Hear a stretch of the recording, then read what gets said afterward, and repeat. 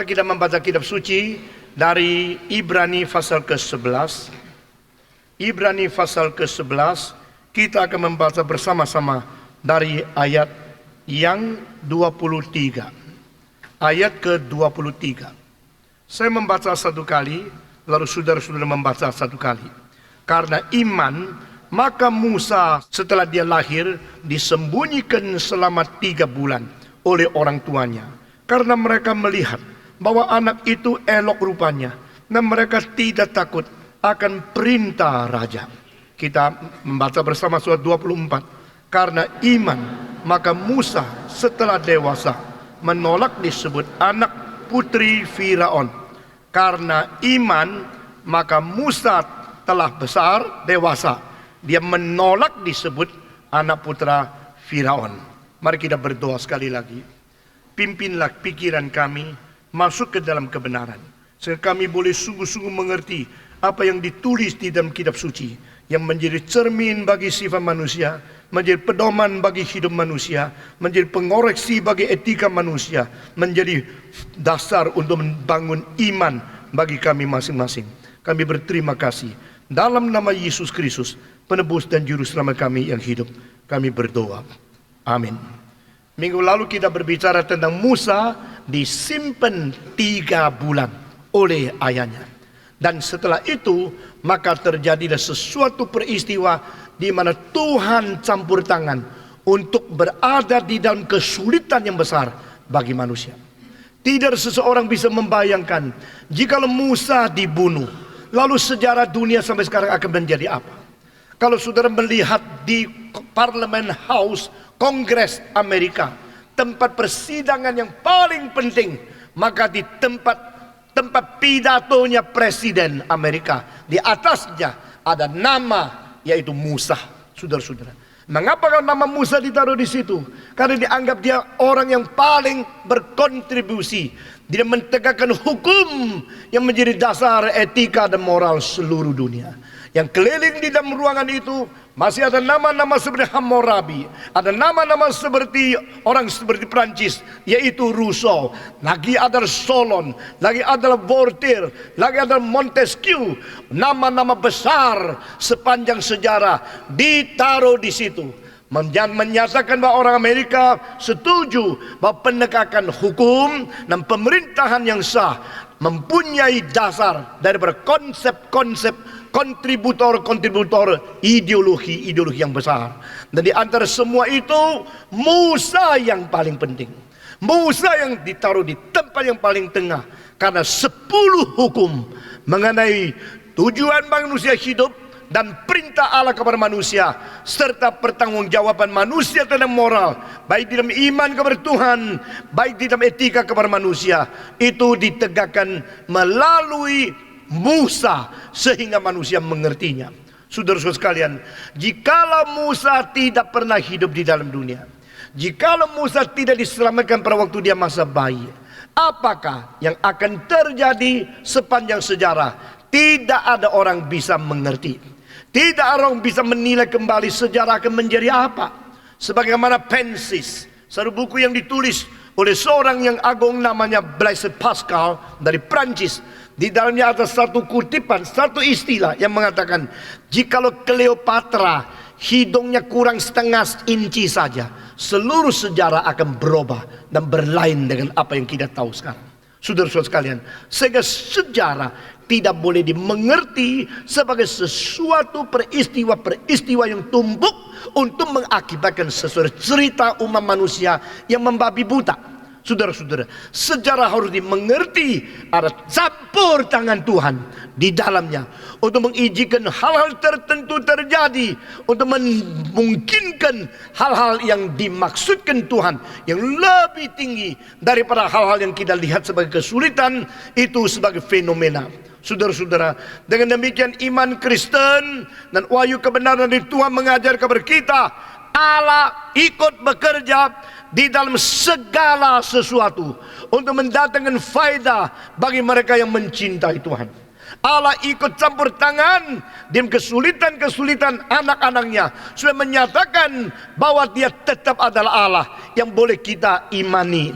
Allah tetap berada di dalam hal yang kecil-kecil. Jikalau kita melihat dengan kacamata yang penuh dengan iman melalui firman Tuhan, bahwa dia tidak pernah meninggalkan umat manusia. Saudara-saudara, Wells, seorang sejarawan dari Inggris, mengatakan satu kalimat yang saya kagum luar biasa. Meskipun dia bukan orang Kristen, dia mengaku setiap titik dari sejarah itu langsung kontak dengan Tuhan Allah. Saudara-saudara, bagaimana dia bisa memberikan satu kesimpulan semacam demikian, saya tidak mengetahui. Bagaimana dia bisa mencapai pengertian seperti ini, saya tidak sadar. Tetapi ini membuktikan orang kalau betul-betul menelusuri, orang kalau betul-betul mengamati, meneliti segala sesuatu, maka konsep Allah dan keberadaan Allah sebagai sesuatu butir yang penting di dalam wahyu umum tak pernah tidak muncul di dalam pengertian manusia. Dan ini hanya manusia boleh mengetahui, hanya manusia yang boleh mengerti. Saudara-saudara sekalian, demikian kita melihat waktu Musa dilahirkan di dalam zaman yang paling sulit. Dilahirkan di dalam ancaman keberadaan dia, kehadiran dia di dalam dunia. Siapa yang menjadi ibu yang membiarkan anak yang dilahirkan sembarangan dibunuh?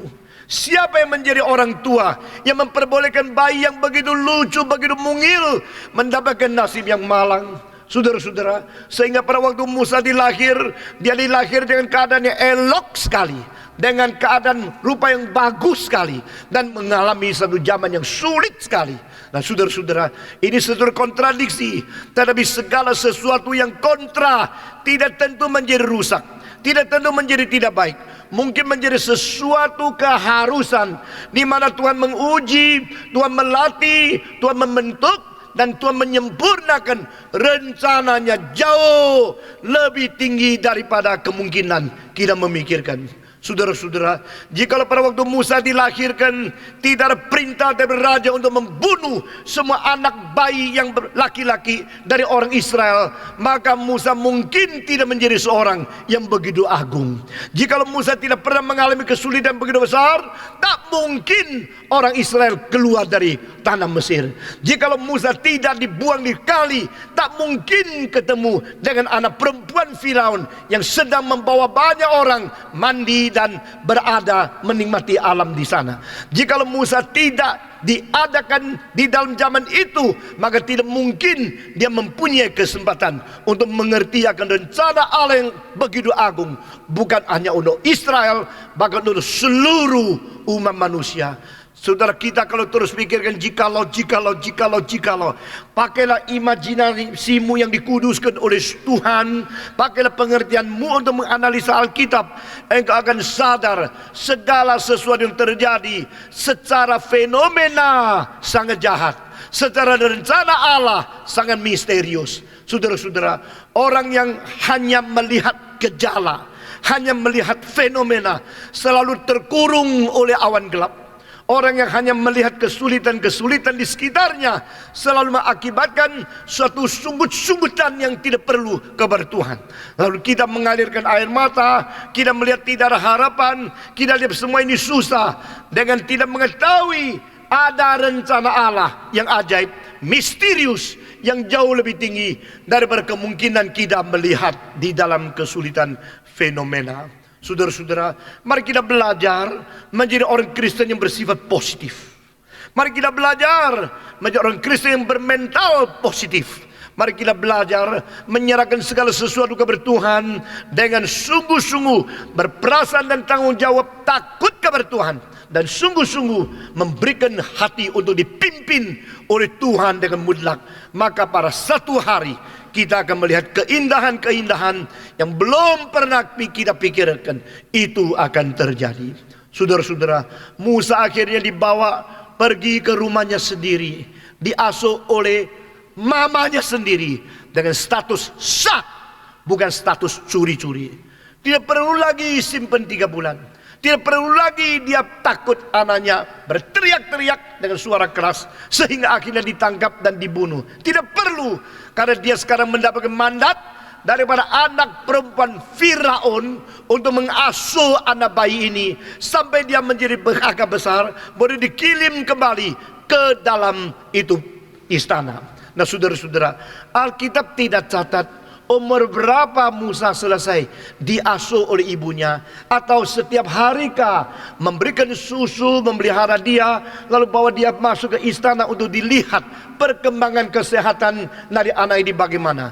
Tapi kita memastikan satu hal, yaitu berapa tahunkah atau satu hari berapa jamkah dia berada di rumah ibu sendiri. Di situ orang tua bekerja bagi Tuhan. Karena bayi yang berada di dalam rumah kita itu kepercayaan Tuhan Allah yang paling besar bagi kita. Anak-anak yang dilahirkan di bawah paha kita itu adalah pemberian Tuhan yang paling mulia.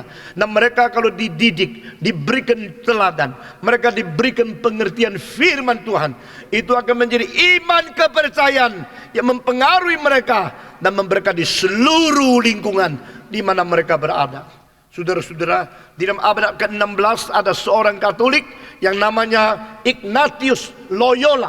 Orang ini di dalam bidang Katolik dianggap orang besar sekali, seorang pendiri dari Jesuits yang pada waktu itu melawan reformasi. Tetapi dia mempunyai sesuatu tanggapan yang menghasilkan sesuatu ucapan yang sangat agung. Beri anakmu kepadaku, setelah 7 tahun bawa kembali. Sampai mati dia tidak akan meninggalkan iman yang aku tanam di dalam hatinya. Saudara-saudara, bring your child here until 7 years old and then let him go. Dia tidak akan cemas, dia tidak akan takut. Anak itu akan berubah iman, karena selama sebelum umur 7 akan ditanam iman dengan kuat, sehingga seumur hidup, sepanjang berpuluh-puluh tahun, tak mungkin anak itu akan menyeleweng daripada imannya. Ini kalimat yang sangat terkenal daripada Ignatius Loyola. Saudara-saudara, banyak tempat orang Katolik pakai nama Loyola. Di Chicago ada Universitas Loyola. Loyola mengingatkan dia, karena waktu itu dia pikir anak-anak kecil kalau ditanam iman Katolik tak mungkin direbut lagi oleh orang-orang reformasi. Saudara-saudara, tetapi ini satu kepercayaan yang tidak bersalah dan kepercayaan sesuai dengan Alkitab. Ajarkanlah anak itu masih kecil akan firman, maka sampai besar, sampai dewasa dia tidak akan menyeleweng. Ini firman Tuhan. Saudara-saudara sekalian, demikian kita lihat contoh yang paling baik adalah Musa. Musa dilahirkan di dalam keluarga Ibrani, dibesarkan, diberikan mandat oleh Firaun supaya anak ini dijaga oleh ibunya sendiri dengan tidak ketahui itu ibu sendiri. Dan di situ mama dari Musa memakai kesempatan hak yang istimewa yang Tuhan berikan kepada dia untuk mendidik anaknya. Kadang-kadang kita mendengar papa mama mengatakan, aduh masih kecil, biar dia nakal, masih kecil kok. Lu dulu kecil dan nakal ya. Seperti kalau orang sudah dulu kecil nakal, semua anak keturunan dah boleh didik aja. Bukan demikian. Jangan biarin, jangan dipukul. Dia masih kecil. Nanti kalau besar dia tahu sendiri. Benarkah kalimat itu? Tidak. Jangan melepaskan anak untuk bebas melangsungkan segala sesuatu sesuai kemauan mereka sendiri. Tapi diarahkan dengan baik. Apalagi sebelum umur 3. Peribahasa Tionghoa mengatakan san sui ting pase. Mau ikut? 1, 2, 3. San sui ting pase. Umur 3 menetapkan umur 80. Sebelum umur 3 bagaimana kebiasaannya, bagaimana kesadarannya, bagaimana melihat teladan, itu akan menentukan bagaimana dia hidup sampai umur 80 tahun, mempunyai arah, mempunyai jalur dan rel yang penting. Saya kira saudara-saudara, sekarang perkembangan gizi, nutrisi yang begitu hebat, mestinya kita rubah menjadi liang sui ting pase. Umur 2 sudah menetapkan akan umur 80. Karena di dalam perut 1 tahun ditambah dengan 2 tahun di dalam dunia ini, itu sudah 3 tahun. Aku tetap percaya ada pengaruh daripada masa bayi di dalam rahim. Nah saudara-saudara, itulah dengan demikian kita melihat Musa masih kecil, masih bayi, usia yang paling permulaan. dia mendapatkan pendidikan dari iman yang diwahyukan oleh Tuhan melalui firman-Nya. Saudara-saudara, dan ini adalah iman tradisi yang diturunkan bagaimana nenek moyang kita, Abraham, Ishak, Yakub, Yusuf mencintai Allah, mengabdi kepada Allah, menjadi orang yang mewakili surga di atas bumi ini. Semua ini tertanam kepada Musa sejak dia kecil. Dan ayat selanjutnya dikatakan, karena iman maka Musa setelah dewasa menolak disebut anak putri Firaun. Nah saudara-saudara, setelah Musa dewasa, kalimat ini bagi saya sentuhan yang besar. Jadi orang yang dilahirkan dalam kesulitan, orang yang dilahirkan dalam ancaman, orang yang pada waktu bayi harus dibunuh, tetap bisa menjadi dewasa. Saudara-saudara, janganlah engkau menghina mereka yang mendapatkan kesulitan pada waktu masa kecil, karena yang membesarkan mereka selain ibu bapak, selain orang lain adalah Tuhan Allah sendiri. Kadang-kadang kita melihat anak-anak kecil yang begitu remeh, begitu miskin, begitu minim, begitu kurang, dan begitu jelek. Saudara-saudara, lingkungannya engkau merasa dia itu tidak mungkin menjadi besar. Tuhan mungkin sanggup membesarkan dia dengan keadaan yang sehat dan dengan anugerah yang lain. Saudara-saudara sekalian, puji Tuhan, banyak orang dilahirkan dalam keadaan yang sangat kurang. Ada yang lahirnya cuma 7 bulan sudah lahir. Ada orang yang lahirnya dalam keadaan pembawaan penyakit yang sangat sulit. Tetapi pada waktu Tuhan memberikan anugerah kepada satu orang yang paling tidak sehat pun mungkin memberikan kontribusi yang besar di dalam dunia.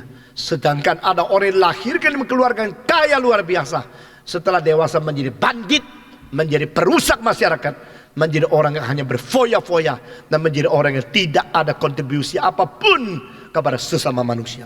Saudara-saudara sekalian, Musa setelah menjadi dewasa, Musa besar, Musa menjadi orang yang dewasa. Pada waktu itu dia katakan, Alkitab katakan, dia tidak mau disebut sebagai anak daripada anak perempuan Firaun. Berarti apa? Dia mulai memilih. Berarti dia mempunyai pendirian sendiri. Nah inilah sesuatu kesuksesan di dalam pendidikan. Saudara-saudara, jika kita mendidik anak, akhirnya menjadi bagaimanapun bersandar ke orang lain, tidak ada pendirian, tidak ada keputusan, tidak bisa mengambil sesuatu penentuan untuk bagaimana hidup di dunia. Pendidikan itu adalah gagal karena you tidak mendidik mereka menjadi seorang yang bisa independen, hanya dependen, hanya bersandar. Saudara-saudara, orang yang bersandar tanpa orang lain dia tidak bisa tegak berdiri. Tanpa orang lain dia tidak bisa cari makan. Tanpa orang lain dia tidak bisa ambil keputusan. Tanpa orang lain tidak mempunyai arah dari bersejarah. Itu karena orang tua terlalu overproteksi anak, terlalu membela anak. Dan anak itu dijaga, dipelihara, dimanja sampai akhirnya segala sesuatu dia tidak bisa mempunyai pendirian sendiri. Itu pendidikan yang gagal. Makin engkau sayang anakmu, akibatnya anakmu makin bersandar kepada kamu. Kalau engkau mati, tidak lama lagi dia mati menyusul, saudara-saudara. Karena dia tidak bisa berdiri sendiri. Musa tidak demikian. Pada waktu dia dewasa, dia mempunyai pendirian sendiri. Dia mempunyai satu cara penilaian, evaluasi daripada hari depan sendiri. Maka dia mengatakan dia tidak mau disebut sebagai anak daripada anak perempuan Firaun. Anak itu adalah princess. Itu adalah seorang yang penting di dalam satu negara. Dan menjadi anak daripada keturunan kerajaan. Ini bukankah satu kemuliaan yang besar? Bukankah ini kehormatan yang besar? Ini yang diminta-minta oleh ribuan orang, jutaan manusia, supaya mungkin dilahirkan di dalam keluarga istana. Tapi bagi mereka itu mustahil. Sedangkan Musa yang tidak dilahirkan di dalam istana sudah boleh menjadi anak angkat daripada anak perempuan Firaun. Bukankah ini sesuatu kemuliaan yang besar sekali yang dimimpi-mimpikan oleh berjuta-juta manusia? Mengapakah Musa tidak mau? Mengapakah Musa tidak mau disebut? Mengapa Musa mau meninggalkan? Mengapa Musa akan membuang hak istimewa seperti ini? Saudara-saudara, ini memberikan kepada kita satu dampakan konsep nilai seseorang. tidak boleh ditentukan oleh luar. Dia harus menentukan sendiri. Saudara-saudara, bukankah ini membuktikan apa yang dimengerti oleh Jean-Paul Sartre dari Prancis yang menjadi ateistis, seorang eksistensialis? Itu kalimat dia yang terkenal. Value is not determined by others. Value is determined by oneself. Nah, kalimat ini saya pernah kagum luar biasa. Tapi kalimat ini juga membuat saya akhirnya mulai menjadi ragu-ragu. Benarkah dia seseorang yang menjalankan apa yang dikatakan? Saudara-saudara, waktu Jean-Paul Sartre diberikan hadiah Nobel, dia tidak mau pergi. Dia tidak mau ambil. Dia tinggal tetap di Paris dan dia tidak terbang pergi ke utara di Swedia untuk menerima itu hadiah Nobel. Wartawan tanya kepada dia, kenapa engkau tidak mau? Ini penghargaan yang besar, ini suatu harta yang banyak, ini kemudian seluruh dia mengetahui engkau boleh dapat hadiah Nobel. Itu yang dimimpikan oleh ribuan orang, jutaan orang. Kenapa engkau menolak? Dia mengulangi kalimat itu, karena saya percaya nilai tidak ditentukan oleh orang lain, nilai ditentukan oleh diri sendiri. Saudara-saudara, waktu itu saya kagum luar biasa. Filosof yang mengajar filsafat lalu sendiri menjalankan apa yang diajarkan, itu sedikit. Sekarang saya terlepas daripada yang diajarkan betul apa tidak betul. Consistency of your spirit to do, to act, to live according to what you believe, that is so great. Saudara-saudara, dia tidak mau pergi. Tetapi 20 tahun kemudian, saya waktu baca buku lain, saya menemukan motivasi dia tidak pergi bukan karena betul-betul jujur dia menolak penilaian dari luar, tapi karena dia mencetuskan kepahitan yang sudah lama dia simpan di dalam hati, yaitu dia merasa pemberi hadiah Nobel adalah orang yang tidak adil, sehingga dia dendam. Karena apa? Dia merasa filsafatnya, dia merasa dia punya novel, yaitu komik dan sebagainya, jauh lebih tinggi daripada orang lain yang dilahirkan di Algeria, orang Prancis yang bernama Albrecht Camus, C-A-M-U-S. Kalau tulis bacanya Prancis tidak ada S-nya. Albrecht Camus, dia anggap dia jauh lebih tinggi dari dia. Tetapi mengapa justru Albrecht Camus yang mendapat Nobel Prize jauh lebih dulu dari dia, lebih belasan tahun? Sehingga dia mengatakan kalau begini pemberi Nobel Prize adalah tidak adil. Akhirnya pada waktu giliran dia diberikan hadiah Nobel, dia tolak. Lalu dia memakai kalimat yang dia katakan, nilai tidak ditetapkan dari luar, nilai ditetapkan dari diri. Saudara-saudara, saya mengajar filsafat. Waktu saya mengajar semua teori-teori filsafat dari sebelum Socrates sampai kepada orang-orang di postmodern, saya simpulkan, saya melihat semua pikiran mereka yang paling penting sudah ada di dalam Alkitab. Dan Alkitab memberikan arah yang paling benar, bukan hanya teori yang berkalimat-kalimat yang sama saja. Di sini kita katakan yang menentukan nilai Musa siapa? Orang luar? Tidak. Papa mama? Tidak. Yang menentukan nilai itu siapa? Orang Israel? Tidak. Lingkungannya? Tidak. Di dalam istana? Bukan. Ibu yang mengangkat dia? Bukan. Yang menentukan nilai daripada Musa adalah dia sendiri akibat bergaul dengan Tuhan Allah. Nah, saudara-saudara, di sini saya membedakan eksistensialisme, filosofi yang dimunculkan pada abad 19 dan berkembang sampai memuncak pada abad ke-20 menjadi dua kubu.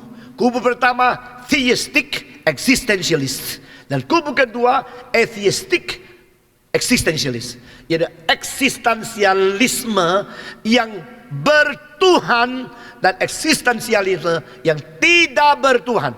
Nah, saudara-saudara, abad ke-19 boleh dikatakan dua orang dipelopori oleh Kierkegaard, lalu diperkembangkan atau ada yang versi yang berbeda oleh Friedrich Nietzsche dari Jerman. Satu yang berada di utara, yaitu orang Denmark. Satu yang berada di selatan sedikit, yang berada di Jerman. Kierkegaard eksistensialis yang bertuhan, tetapi orang seperti Nietzsche adalah eksistensialis yang tidak bertuhan. Bedanya adalah dari perasaan cinta Tuhan, hormat kepada Tuhan, bertanggung jawab kepada Tuhan, takut kepada Tuhan. Kierkegaard mengatakan to exist is to be oneself alone before God. Yang disebut berada, yang disebut eksistensialis, yang disebut saya exist, saya berada, adalah karena saya harus menghadapi diri saya sendiri secara tersendiri di hadapan Tuhan Allah. Orang yang mempunyai dasar daripada konsep eksistensialisme seperti ini, dia mengetahui bagaimana bertanggung jawab, karena yang melihat dia adalah Tuhan. Dia harus kerja segala sesuatu di hadapan Tuhan. Dia adalah manusia, tapi Tuhan yang bergaul dengan dia, dia yang bersekutu dengan Tuhan. Di situ dia tidak akan dihambat oleh apapun. Saudara-saudara, to exist is to be with oneself alone before God. Di sini menjadi garis yang memisahkan eksistensialisme ateis atau teis. Nah, di sini kita melihat, saudara-saudara, orang Kristen harus sadar dulu, saya berada karena Allah menjadi sumber keberadaan saya. Saya berada karena keberadaan saya bersandar kepada Tuhan. Saya berada karena saya berada di hadapan Tuhan yang tidak kelihatan tetapi ada. Keberadaanku dan keberadaan Tuhan itu mempunyai relasi direct, mempunyai relasi personal, mempunyai relasi antar pribadi, sehingga saya harus bertanggung jawab kepada dia. Dan di situ saya akan tanya kepada dia, bagaimana saya harus hidup, bagaimana saya harus menilai diri, di manakah harga saya. Tuhan, biarlah relasiku dengan Engkau mengakibatkan pengertianku tentang wahyumu di dalam motivasi tujuan menciptakan manusia. Saudara-saudara, Musa mempunyai nilai apa? Musa mempunyai nilai sebajak, mempunyai nilai segudang kalau dilihat daripada standar manusia. Mengapa saya mengatakan kalimat ini? Karena di dalam Alkitab dengan jelas mengatakan dua aspek daripada hidup Musa yang luar biasa. Pertama, Musa adalah seseorang muda yang menyelesaikan semua studi, semua disiplin ilmu di Mesir. Oh, kalimat ini bikin saya gemetar. Siapa mungkin menyelesaikan, mengerti semua pengetahuan pada zamannya?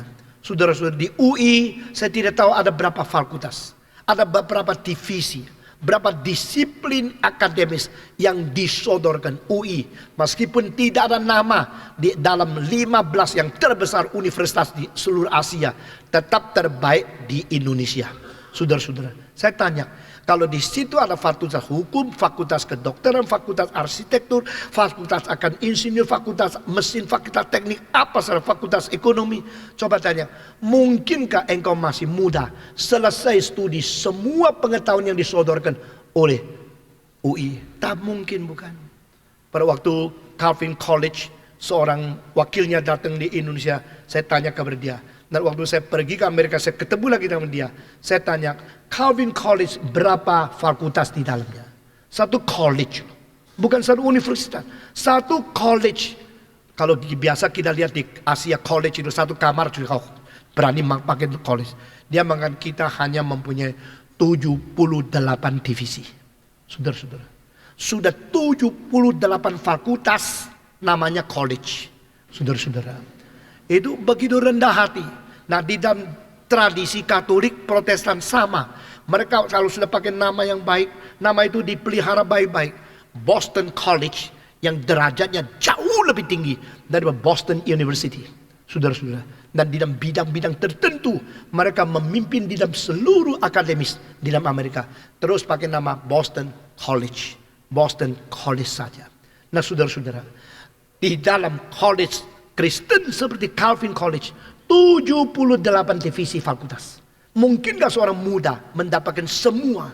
Alkitab mengatakan Musa mempelajari semua pengetahuan daripada orang Egypt pada zamannya. Engkau bilang zaman itu pengetahuan Musa, zamannya ya cuma goreng tempe, tahu, zaman kuno, tidak atau apa. Tidak, saudara-saudara, jangan menghina orang kuno. Begitu banyak bijaksana yang diturunkan kepada kita adalah yang tidak dimengerti secara tuntas oleh orang modern. Saudara-saudara, saya baru melihat satu film di dalam Discovery, bagaimana itu kepala yang besar, batu yang besar itu bisa ditegakkan di Easter Island. Saudara mengetahui ada satu pulau yang ditemukan oleh orang Eropa pada hari tepat hari kebangkitan Yesus Kristus. Mereka kaget, di atas pulau tidak ada satu orang. Satu orang pun tidak ada. Tetapi ada batu-batu yang mengukir kepala manusia yang besarnya kira-kira lebih daripada 20 meter. Dan satu batu itu ratusan ton. Bagaimana bisa ditegakkan? Sampai abad ke-20 akhir masih tidak habis dipikir mengertinya bagaimana. Demikian zaman dari Musa, piramid itu didirikan sebelum Musa lahir. Sehingga pada waktu zaman Musa, pengertian arsitektur jauh lebih tinggi daripada pengertian arsitektur di dalam 2000-3000 tahun yang akan datang sesudah dia. Saudara-saudara, piramid yang paling tinggi itu adalah 550 kaki tingginya. Atau kira-kira sama dengan lebih daripada 40-50 susun. Saudara-saudara, dan setiap batu yang ditumpuk di atasnya diperkirakan 2000 sampai 2500 kilo satu batu. Seluruh piramid yang paling besar memerlukan lebih daripada 2,3 juta batu baru bisa. Dan batu yang 2500 kilo ditaruh di atas atap yang kiranya tingginya lebih 3 kali dari hotel Indonesia. Saudara-saudara, bayangkan bagaimana bisa mengangkat 2000 kilo taruh di atas itu. Maka mereka pakai cara teori banyak sekali dari abad ke-19. Itu Egyptology, yaitu penemuan atau ilmu mengenai pelajari akan segala sesuatu ilmu di Mesir. Ini dimulai oleh abad di mana Napoleon menjajah Mesir. Waktu Napoleon menjajah Mesir, di situ dia mulai dengan kuriositas. Suruh ekspedisi dia itu mencari, mengukur, membuat gambar dari semua yang ditemukan di Mesir. Mereka kaget beribu-ribu tahun yang lalu. Mengapa ada bangunan yang begitu besar, Sphinx yang kepalanya manusia dan tubuhnya itu singa, begitu tinggi, sudah melewati ribuan tahun, kena pasir, kena angin, kena hujan, ribuan tahun masih mempunyai kemegahan seperti itu. Saudara-saudara, lalu mulai menjadi sesuatu gagasan yang besar sekali setelah Napoleon pulang ke Prancis. Lalu dari situ mulai lagi pengaruhnya ke Inggris. Dari Prancis, dari Inggris kirim tim-tim ke Mesir untuk menyelidiki. Orang kuno begitu pintar, begitu hebat. Sampai abad ke-20 arkeologi dan khususnya Egyptology berkembang terus. Dan mereka menemukan rahasia-rahasia lebih banyak lagi. Saudara-saudara, batu-batu itu tumpuk-tumpuk, tapi ada lubang yang terus dari tengah-tengahnya kuburan piramid menuju ke tepinya, yang di situ diukur itu akan menembus dan bisa melihat bintang apa setiap berapa ribu tahun tepat. Saudara-saudara, ini mengherankan manusia. Bagaimana menghitung ini dengan begini? Dunia ini berrotasi, alam semesta ini bergerak. Tapi pada berapa lama akan ketemu lagi. Dengan tembusan lubang itu ketemu akan bintang apa. Itu diukurkan tepat. Saudara-saudara sekalian, apakah orang kuno bodoh? Apakah orang sekarang pintar? Apakah kita dari monyet menjadi manusia? Apakah evolusi itu proses supaya kita menjadi pintar begini? Tidak demikian. Saudara-saudara, dari hari permulaan manusia dicipta sebagai manusia. Dari hari permulaan manusia dicipta sebagai intellectual being, sebagai moral being, sebagai creative being, sebagai spiritual being, sebagai eternal being. Saudara-saudara, hanya kembali kepada Alkitab baru engkau menemukan siapa manusia. Saudara, jangan dikelabui oleh teori-teori dunia. Jangan ditipu oleh pikiran-pikiran mirip kebenaran, tapi bukan kebenaran. Kelihatan seperti betul, padahal tidak betul. Inilah cara setan bekerja di dalam dunia akademis.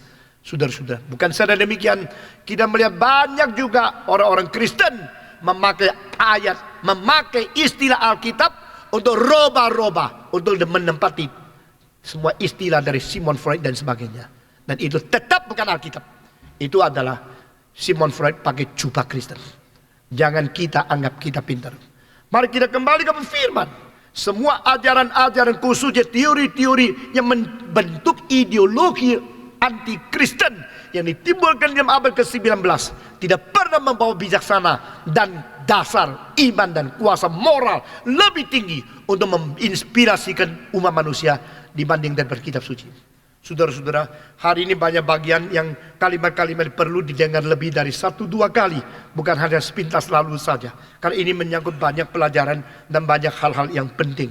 Nah saudara-saudara, melalui penemuan Egyptologi, melalui penemuan arkeologi modern, melalui arkeolog yang segap yang besar bukan Kristen, membuktikan apa yang dikatakan Alkitab itu justru benar.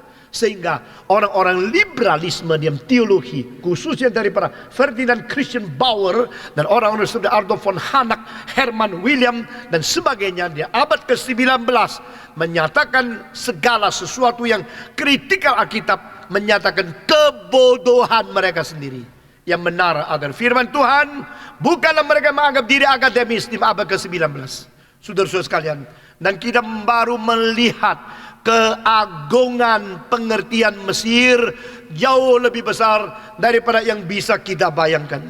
Kalau saya berada di New York, saya berada di London, berada di Paris, atau saya berada di kota-kota yang mempunyai museum-museum yang paling penting, tak mungkin saya tidak meluangkan waktu untuk studi arkeologi dan melihat akan segala penemuan-penemuan yang paling besar sepanjang abad ke-19 dan 20 yang terkumpul di tempat-tempat seperti British Museum, seperti Louvre, seperti Metropolitan Museum of Art di New York dan Hermitage yang berada di Leningrad. Saudara-saudara, di situ kita melihat pengertian mereka luar biasa, pengetahuan mereka canggih luar biasa. Mereka tidak mempunyai alat seperti kita, tapi mereka sudah mempunyai dasar menemukan segala kebenaran yang sama seperti orang di abad ke-21. Cuma mereka dilahirkan dalam keadaan yang tidak ada penunjangan fasilitas apapun. Itu yang lebih heran. Dan akhirnya mengatakan zaman itu Musa sudah mempelajari semua pengertian, semua ilmu orang Mesir. Ini pertama. Kedua, Alkitab mengatakan dalam bicara maupun di dalam bekerja dia penuh dengan kecerdasan dan kapasitas yang luar biasa. Jadi Musa bukan orang biasa. Musa orang yang belajar. Musa bukan orang hanya kecimpung menjadi kutu buku. Musa adalah seorang praktis, bisa menerapkan pengetahuan di dalam semua pekerjaannya. Saudara-saudara, kita selalu melihat orang yang sudah belajar MBA di dalam kerjaan tidak beres. Orang yang sudah mengerti teologi, imannya hancur. Orang yang mempunyai pengetahuan filsafat, hidupnya tak ada karu-karuan. Orang yang mengajar etika, sendiri tidak bermoral. Kita lihat, kita selalu lihat. Musa bukan demikian. Pada satu aspek, dia melunaskan semua pelajaran, pengertian daripada pengetahuan ilmu pada zaman dia di Musa. Ini daripada pasal ke-7 dari Kisah Para Rasul. Dan dia juga menerapkan segala pengertian di dalam bekerja, di dalam berbicara. Fasih luar biasa. Nah saudara-saudara, orang yang seperti Musa itu jarang sekali. Dia seorang yang mempunyai pikiran yang mempunyai dua aspek. Kedua aspek ini akhirnya menjadi dua fondasi kebudayaan manusia. Iman daripada orang Ibrani dan pengertian daripada dunia. Nah saudara-saudara, sekarang bedanya Musa dengan orang Kristen modern kebanyakan adalah orang Kristen kalau imannya baik, tidak tahu apa-apa. Yang tahu apa-apa, tidak ada iman, gitu loh. Sudah mengerti? Banyak orang di luar itu, wah pengetahuannya tinggi, tidak mau ke gereja, tidak ada iman. Yang ke gereja terus ngomong tidak ngerti apa-apa. Ini sekarang dualismenya jelas sekali. Iman beda, Musa beda. Dia mempunyai dua. Satu, iman kepada Tuhan dengan kuat sekali. Dan pengertian kepada dunia ini limpah sekali. Di dalam gereja, di dalam kekristenan, hanya teologi reform yang mengharuskan penggabungan dua ini. Maka jangan heran kalau engkau dengar khotbah di sini lebih sulit ngerti. Karena di sini bukan tempat, saudara-saudara, kemarin saya mimpi. Bukan begitu, saudara-saudara. Di sebelah, ayo mari kita berikan uang banyak, nanti Tuhan kasih kaya. Ini bukan gereja seperti itu. Ini adalah gereja yang memberikan, menjadi mercusuar, memberikan inspirasi kepada pikiranmu. Karena teologi dari Tuhan. Dan ilmu juga dari Tuhan. Yang diberikan iman melalui wahyu khusus. Yang diberikan pengertian alam semesta melalui wahyu umum. Wahyu umum plus wahyu khusus membentuk daripada hidup orang Kristen di dalam berdekat dengan kebenaran. Saudara-saudara, kebenaran yang disimpan oleh Tuhan di dalam alam semesta yang dicipta, itu adalah wahyu umum, itu adalah ilmu, itu adalah disiplin dari berakademis yang harus kita belajar. Tetapi pengertian ilmu mengenai bagaimana kita diselamatkan, bagaimana kita hidup kekal, bagaimana kita hidup bermoral, bagaimana kita hidup berabdi kepada Tuhan, itu daripada wahyu khusus. Kedua ini jadi satu, culture mandate and gospel mandate, the word of God and understanding of the world created through the word of God. Two together combined menjadi satu pembentukan pengertian kebenaran dari orang Kristen reform. Saudara-saudara, orang reform adalah orang rasional, tapi orang reform bukanlah orang rasionalis. Orang reform harus memakai otak sepuncak mungkin, semaksimal mungkin, tetapi tidak berlutut dan menyembah otak kita sebagai Tuhan Allah. Dengan kombinasi kedua ini, kita menjadi orang Kristen yang bertanggung jawab, baik kepada Tuhan yang berada di atas, maupun kepada manusia yang berada di luar. Musa mempunyai kedua hal ini. Dia berfasih lidah. Suruh debat, siapa yang bisa menang sama dia. Suruh kerja, siapa yang bisa melawan dia. Dia mempunyai kemampuan, capability of speech and work. Saudara-saudara, dia kerja apapun dia selesai. Dia berbicara apapun dia tuntas. Musa adalah orang semacam ini. Engkau bilang saya tidak percaya. Karena di dalam Keluaran ada satu kalimat. Waktu Tuhan panggil Musa, "Hei Musa, pergilah ke Firaun. Aku akan utus engkau. Minta kepada Firaun supaya perintahkan dia utus dan melepaskan orang Israel keluar dari tanah perbudakan." Musa mengatakan, hamba ada seorang yang lidahnya tidak berfasih, yang tidak tahu bagaimana berbicara, maka jangan panggil saya. Apakah ini bentur? Orang suka mencari hal-hal yang terbentur di dalam Alkitab. Mereka suka menemukan ayat ini tidak cocok dengan ini, maka ini bukan firman Tuhan. Ayat ini bentur dengan firman itu. Saya pernah waktu masih muda juga terhambat dengan kalimat dua ini yang berbeda. Di dalam Kisah Para Rasul mengatakan Musa berfasih, tetapi di dalam Keluaran pasal 3 Musa mengaku sendiri dia tidak bisa bicara, dia tidak fasih. Saudara-saudara, bagaimana mensinkronkan ini? Musa adalah seorang yang sudah fasih tetapi merasa diri kurang fasih.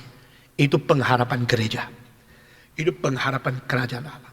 Orang yang pintar rasa diri bodoh itu baik. Orang yang bodoh rasa diri pintar itu tidak baik. Semua 1, 2, 3. Orang pintar yang rasa diri, ayo yang mau ngomong lebih bodoh lagi. 1, 2, 3. Orang pintar yang merasa diri bodoh itu baik. Orang bodoh yang merasa diri pintar itu tidak baik. Orang yang fasih rasa diri kurang itu baik. Orang yang sudah bodoh rasa diri hebat itu GR, saudara-saudara. GR ketika dirasa, saudara-saudara, sudah tidak pintar rasa diri pintar, tidak berilmu rasa diri hebat, itu bukan hebat, itu heboh, saudara-saudara. Orang pintar rasa diri bodoh itu baik. Orang bodoh rasa diri pintar itu tidak baik. Ulangi lagi sekali, 1, 2, 3. Orang pintar rasa diri bodoh itu baik. Orang bodoh rasa diri pintar itu tidak baik. Itu GR dan GD. Itu sangat tidak baik. Nah, kasus ini kita melihat dari mana? Dari Paulus. Paulus mengatakan Tuhan telah memilih kami yang bodoh, telah memilih kami yang lemah, telah memilih kami yang tidak mampu, kami yang tidak ada apa-apanya. 5 istilah yang dipakai di dalam satu pasal. Di dalam 1 Korintus pasal 1 dia mengatakan, saudara-saudara, kami ini siapa? Kami ini orang bodoh, kami ini nothing, kami ini lemah, kami ini tidak sanggup, kami ini adalah orang yang miskin, supaya menyatakan kekayaan dia.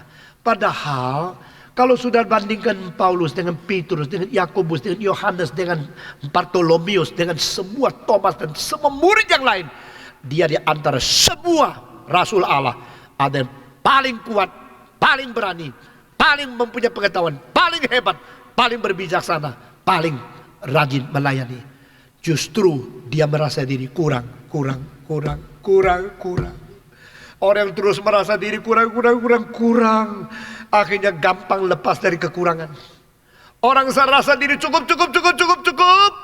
Selalu susah lepas daripada kekurangan. Saudara-saudara, karena sudah cukup. Saya tidak nuntut lagi. Mari kita robah. Tentang uang, tidak usah tuntut terlalu banyak. Karena kita selalu rasa cukup.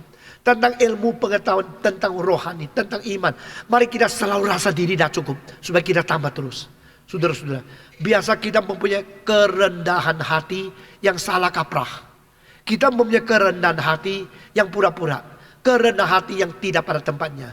Kalau ditanya, engkau kaya? Oh enggak, saya orang miskin kok, orang miskin. Rendah hati kan? Ya coba cari makan, seperti semut cari makan, sudah cukup. Saudara-saudara.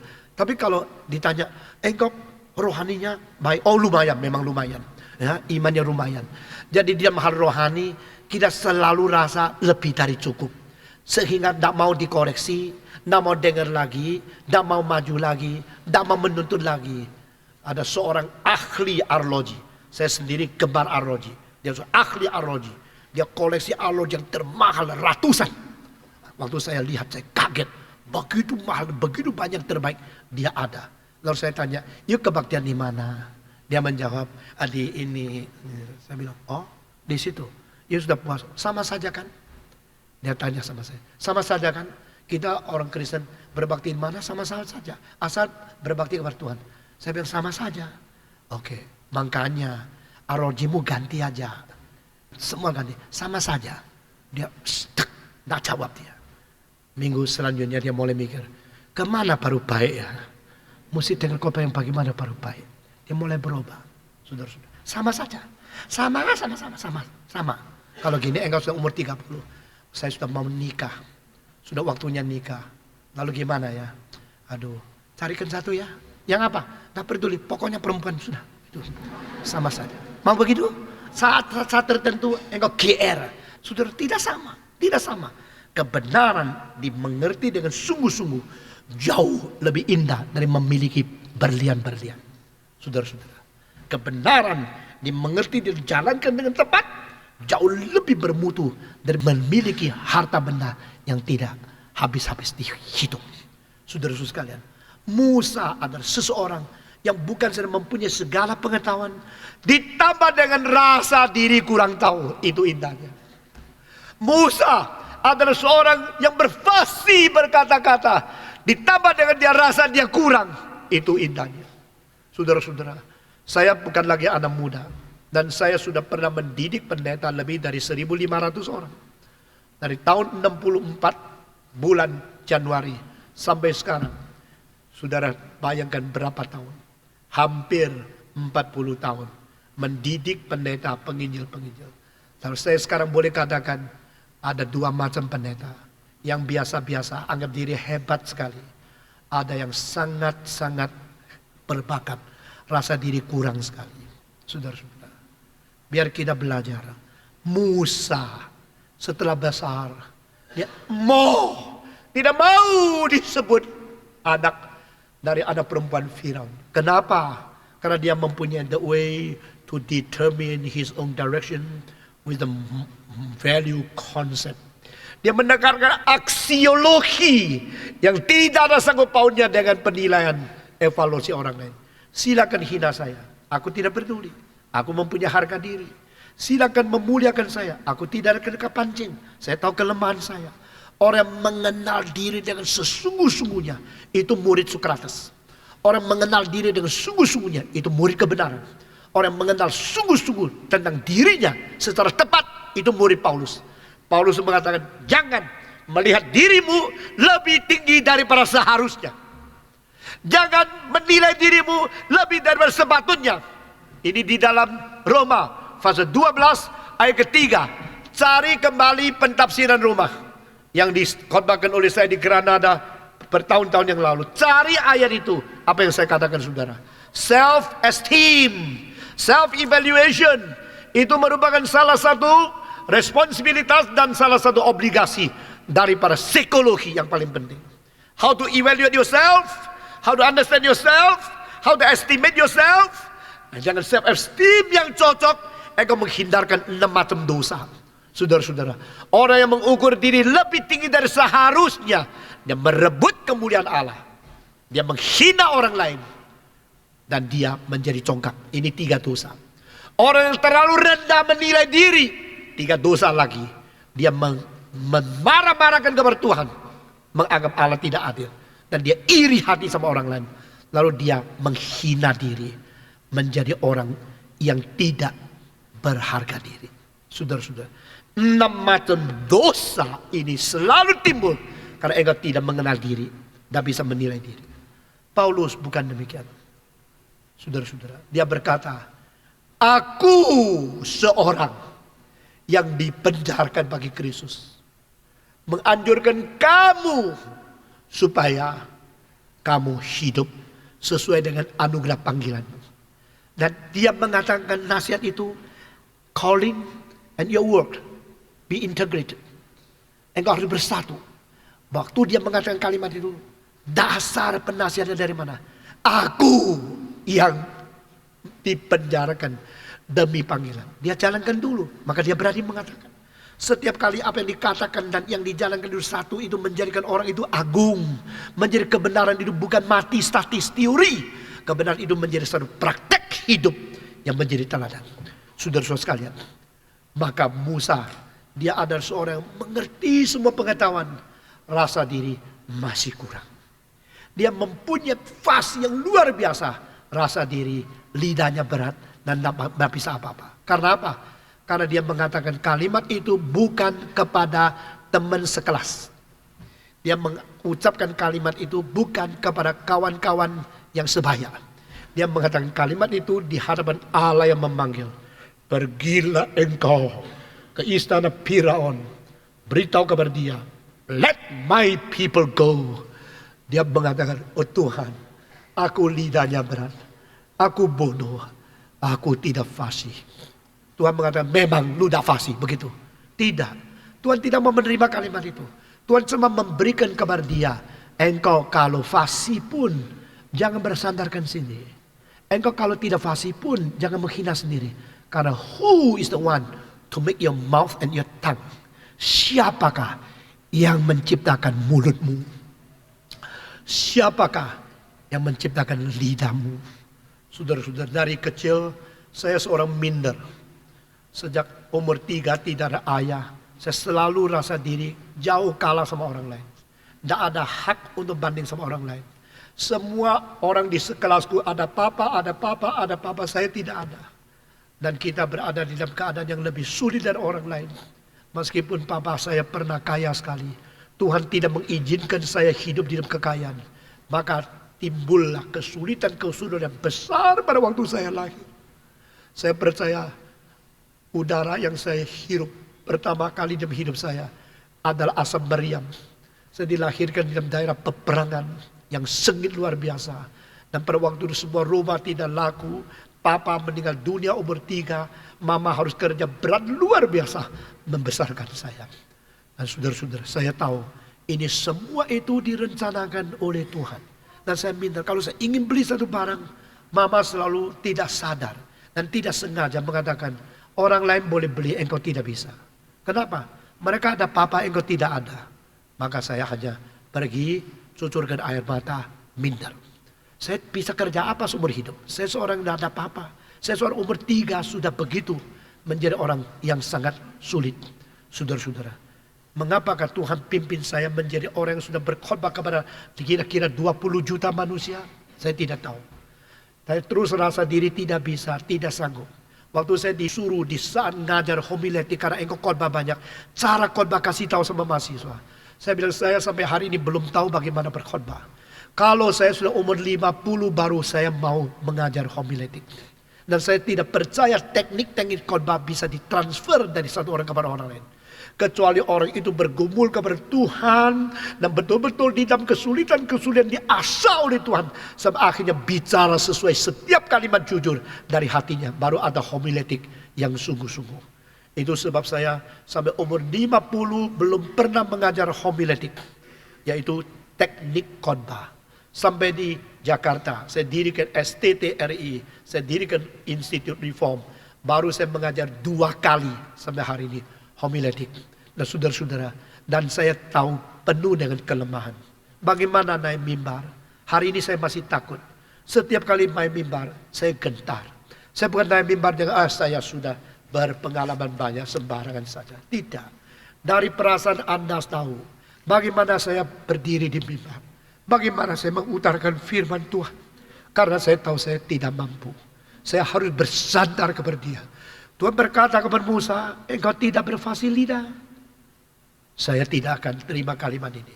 Saya cuma ingatkan engkau. Yang menciptakan mulut siapa? Yang menciptakan lidah siapa? Mungkin Musa sadar dia kurang. Meskipun dia anggap oleh orang lain dia hebat. Mungkin Musa banding dengan kakaknya. Lebih pintar bicara dengan dia. Maka Tuhan mengatakan, kalau demikian saya mengutus kakakmu Harun mendampingi engkau pergi ke Firaun. Dia akan menjadi mulutmu. Saudara-saudara, panggilan Tuhan tidak bisa ditolak dengan alasan yang kau bikin sendiri. Panggilan Tuhan tidak bisa ditolak dengan ketidakmampuan engkau. Saya percaya di antara kita banyak orang yang seharusnya melayani Tuhan belum melayani Tuhan. Hanya karena engkau excuse sendiri, saya memang tidak ada bakat. Seumur hidup tidak ada bakat. Dengan kalimat saya tidak ada bakat, engkau sudah melarikan diri dari panggilan Tuhan berpuluh-puluh tahun. Sampai kapan? Dengan mata saya sendiri, saya melihat banyak mahasiswa yang masuk sekolah teologi waktu masuk kampungan. Malu-malu. Tapi karena mau dipakai Tuhan, setelah lulus mereka menjadi orang dipakai luar biasa. Mengapa mereka 4 tahun bisa berubah begitu drastis? Mengapa engkau berpuluh-puluh tahun terus alasan saya tidak bakat, memang saya tidak bisa. Mungkin engkau sudah dipakai setan begitu lama engkau tidak sadar. Lalu engkau menghibur diri, saya orang yang rendah hati kok. Saya tidak suka menonjolkan diri kok. Nonjol tidak nonjol diri bukan berdiri di atas mimbar. Jikalau di atas mimbar yang dilihat adalah Kristus, engkau sudah menyembunyikan diri. Jikalau di bawah mimbar apa yang kau ngomong minta perhatian orang lain, meskipun tidak berada di mimbar, engkau sudah merebut kemuliaan Tuhan. Menonjolkan diri atau tidak menonjolkan diri tidak tergantung engkau berdiri di umum atau terkenal atau tidak. Tergantung engkau memuliakan Tuhan atau tidak. Jikalau setiap khotbah saya memberikan kesan saya hebat, cilakalah saya. Jikalau setiap khotbah saya membawa manusia lebih dekat kepada Tuhan, itulah pelayanan. Amin. Saudara-saudara sekalian, Musa seorang yang pintar merasa diri bodoh. Seorang yang fasih merasa diri kurang. Maka dia dipakai. Maka dia menjadi perkakas yang besar.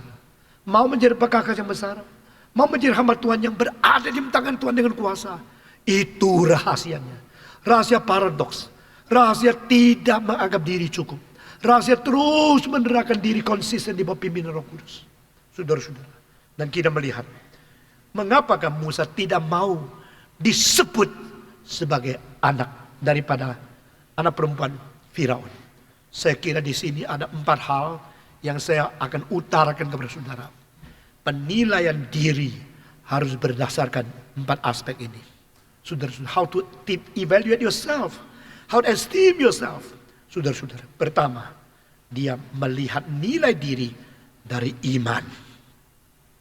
Dari iman yang diwariskan kepada kita, saya menilai diri. Jangan menilai diri dari gelar yang saya ada. Saudara-saudara, begitu banyak bukti orang yang tidak bergelar tinggi telah mengerjakan hal lebih baik dari mereka yang bergelar tinggi tapi tidak ada hatinya. 3 tahun yang lalu di Texas, kita menyewa satu gedung yang bisa ribuan orang bikin kebangunan rohani. Saudara-saudara. Lalu orang di gereja berkata kepada saya, yang begitu mengharukan hati saya. Pendeta gereja besar ini mati 5 tahun yang lalu. Waktu dia mati kalang kabut majelis mesti bagaimana. Gereja begitu besar dan begitu banyak orang yang perlu firman Tuhan, pendetanya mati. Majelis pikir baik-baik, kalau saya mati bagaimana. Lalu mereka akhirnya tunggu dapat 2 calon penggantinya. Yang satu doktornya, 2 fasih luar biasa, tetapi tidak sungguh-sungguh menggarap pekerjaan Tuhan. Yang satu lagi sungguh-sungguh jiwanya, perasaan tanggung jawabnya, cintanya begitu berat, tetapi dia tidak mempunyai gelar yang terlalu tinggi. Mereka akhirnya berdoa 3 bulan untuk mengambil keputusan yang mana yang dipilih menjadi penerus daripada pimpinan gereja itu sebagai seorang pendeta. Saudara-saudara, pertimbangan sungguh-sungguh sampai ada yang berpuasa, berdoa, Tuhan nyatakan kehendak-Mu kepada gereja ini. Mesti bagaimana hari depan? Akhirnya Tuhan pimpin mereka menerima yang tidak bergelar tinggi itu. Dan tidak mengundang yang bergelar tinggi itu. Salah tidak? Setelah 5 tahun, mereka mengatakan kepada saya, gereja kita bertumbuh double daripada dulu. Karena kesungguhan pendeta ini, perasaan tanggung jawab dan seriusnya di hadapan Tuhan dan manusia. Dia telah menjadi contoh bagi kita semua melayani dengan takut, dengan gentar, dengan kurang pengalaman, dengan rasa diri tidak sanggup. Maka sadar kepada Tuhan. Gereja yang bersandar kepada Tuhan setiap anggota ada gereja yang sukses. Saudara-saudara, saya tidak akan lupa kalimat yang dikatakan ke telinga saya pada waktu saya memimpin kebangunan rohani di situ. Saya rasa itu adalah suara Tuhan untuk saya. Kita bukan bersandarkan pada diri. Menilai satu gereja, wah gereja ini mempunyai pendeta yang hebat, mempunyai berapa gelar.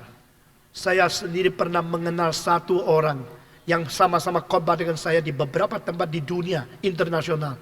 Namanya Profesor Dr. Edwin Orr. Dia seorang mempunyai 7 gelar doktor. Saudara-saudara, saya sudah pernah bergaul dengan orang paling pintar di dunia. Orang paling tinggi posisinya di dalam beberapa bidang. Termasuk pendeta yang menjadi penasehat tertinggi daripada Kongres Amerika. Itu kena pribadi sama saya. Saudara-saudara. Dan kita melihat bahwa orang-orang kalau lihat dari luar adalah inilah yang penting, ini yang mulia. Tapi sebenarnya tidak. Saudara, Tuhan mempunyai penilaian yang lain. Musa menilai diri bukan daripada engkau lihat saya hebat, engkau lihat saya berjasa. Menurut tradisi, Musa pernah menjadi pimpinan militer, jenderal yang membawa militer Mesir ke selatan dan memenangkan peperangan yang sengit. Pulangnya disambut luar biasa. Musa bukan orang biasa. Ilmu tahu, senjata tahu, di dalam administrasi pemerintahan tahu, di dalam memimpin kemiliteran dia tahu, segala pengetahuan dia sudah menguasai. Dan dia rendah hati. Dia tidak menilai diri saya jenderal, saya menteri, saya orang dunia yang mempunyai pengetahuan kehidupannya. Tidak. Dia menilai diri, menetapkan nilai. Pertama, daripada iman. Kedua, dia menetapkan nilai diri daripada sesuatu identitas. Saudara-saudara, saya bukan orang Mesir. This is not my home. This is not my eternal home.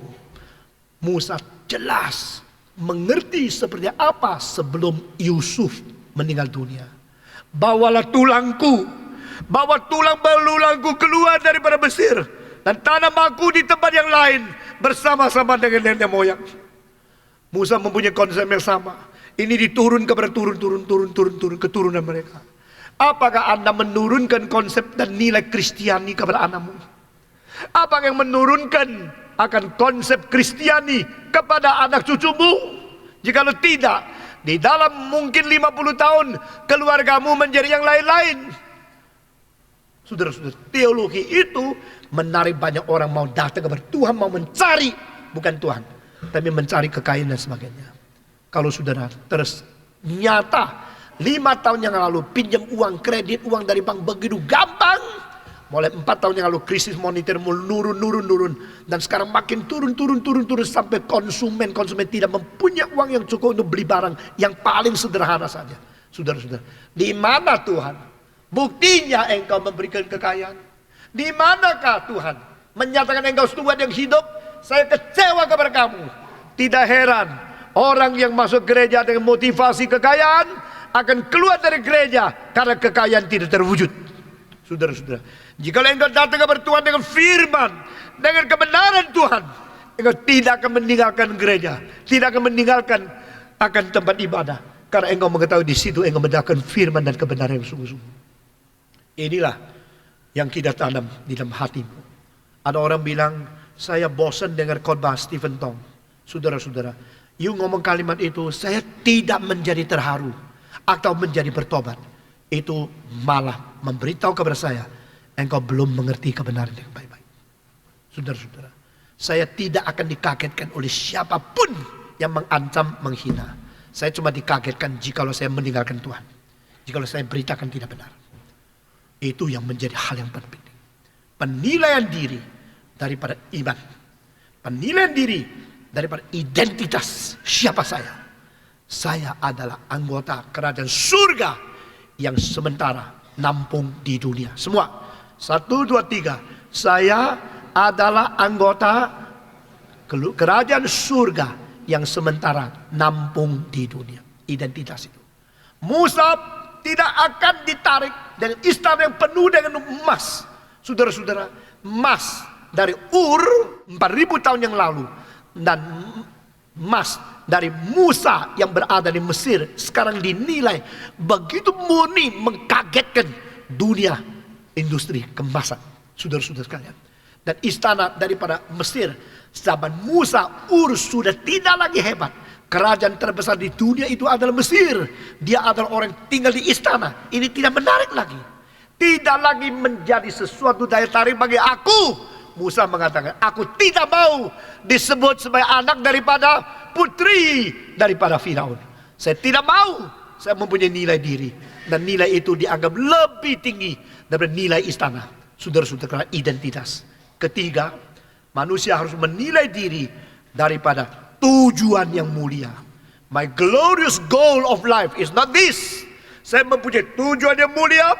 Saya mempunyai tugas panggilan dari Tuhan. Saya mempunyai surat mandat surgawi. Itulah nilaiku.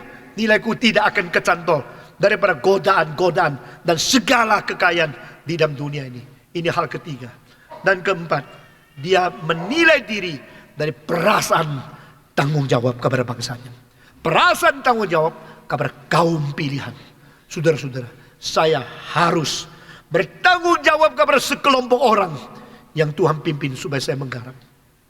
Saya mencintai semua bangsa dan saya harus menjalankan tugas.